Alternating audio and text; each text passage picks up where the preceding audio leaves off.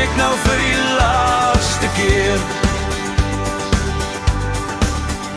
Ons was moeg van al die geploeg en ons wens ons kon 'n bietjie rus. Ons was sat van die langsteekse pluk en die vorige keer was daar niks.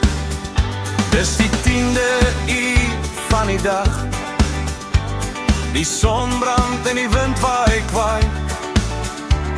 Die Silas is op en so lus vir 'n dop en haar ver verskyne kastel is syn.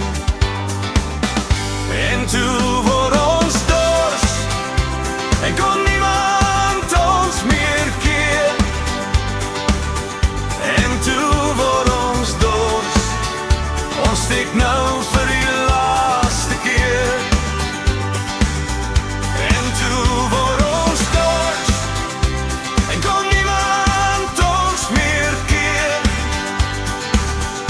En toe word ons dors, ons steek nou vir die laaste keer.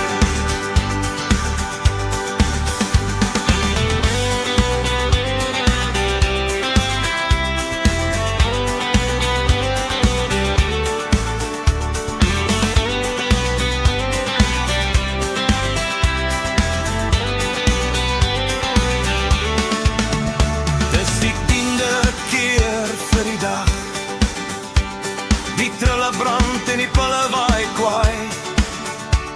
Die Silas is op en so lus vir 'n dop en haar ver verskyne kastel syn.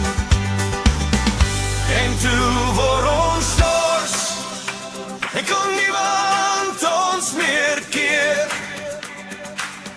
En toe word ons dors, ons steek nou vir die laaste keer. En toe